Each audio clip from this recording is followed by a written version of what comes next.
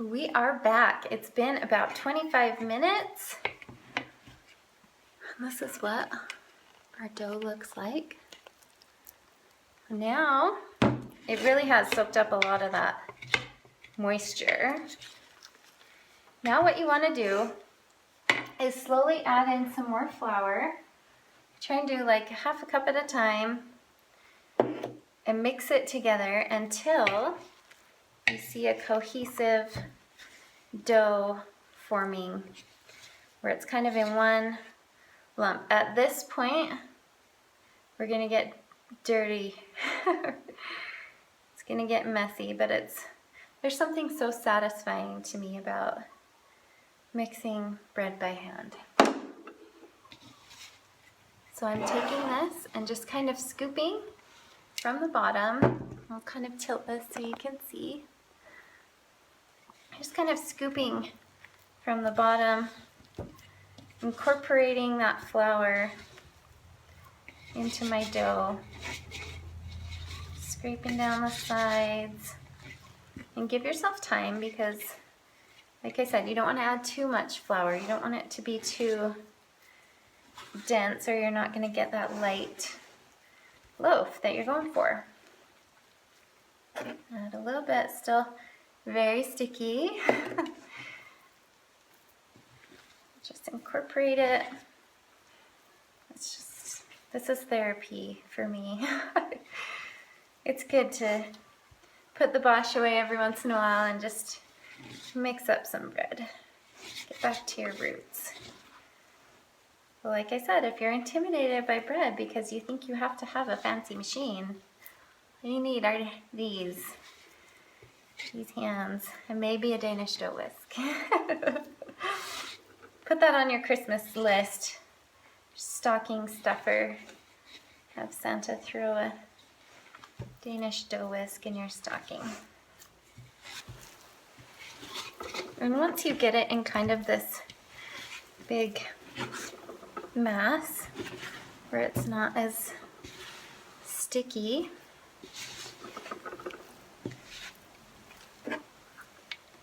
is when you're going to really start to knead it, which is the best part.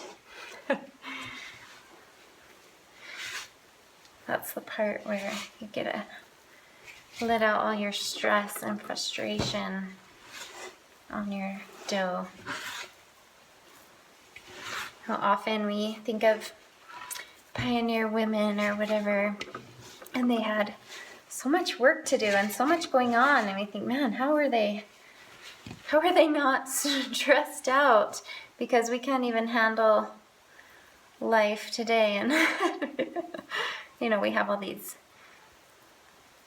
mental illnesses and things going on today because women are so stretched beyond the max.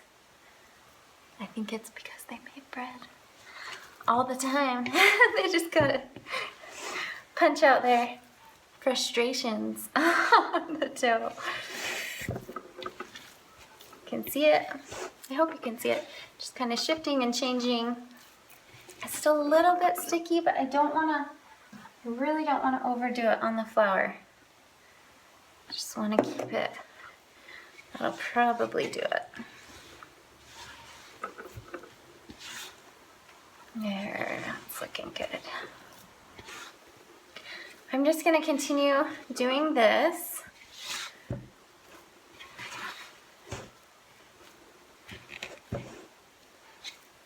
Just the scoop and fold, scoop and fold. It's a good workout. It's stress relief. It's all those wonderful things. And it's very sticky.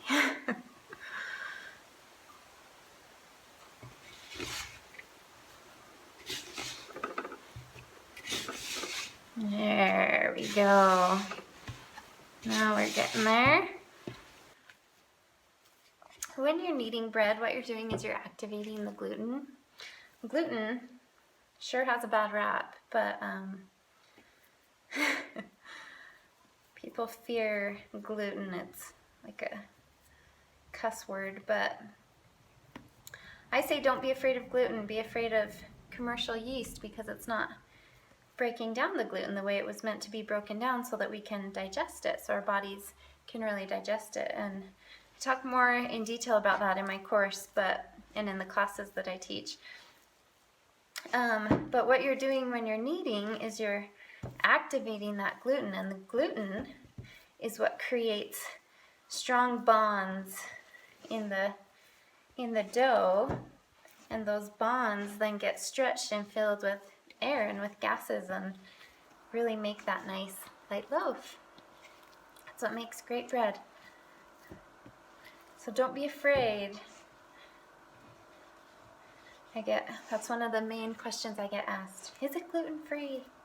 Can I have it? And I say, if it were me, which I did my own self-experimentation, which I like to do, so that I can tell you guys what has worked for me, but I say you have to figure out what works for your own body.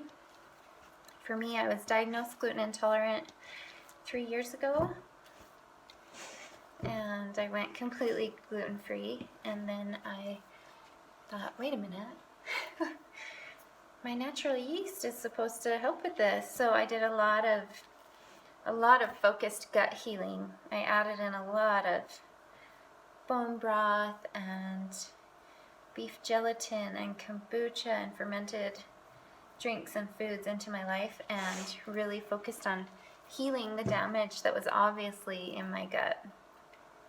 And I believe that I achieved that, and I started using the natural yeast, and it's been really good for me ever since. And I can enjoy bread and enjoy teaching others to make bread and have it be something that's easily digestible and doesn't upset your stomach. Alright, I've been kneading this now for a few minutes, probably 5 or 6, and it's got into one uniform ball, and it's getting smoother as I go. So you're really just looking for that nice smooth elastic ball of dough, and then you know it's ready, it's got enough flour, and it will make you excellent bread. So I just keep punching and punching, and it is just about there. And once I've got it where I want it, I'm just going to set it in a nice round little ball, put it in my bowl, and I'm going to cover this. I'm going to put it in the oven with the light on and leave it for about 6 to 12 hours. Today I'll do about 6 hours because I'm doing it during the day and soccer games and things, but I'll come back and check on it in about 6 hours.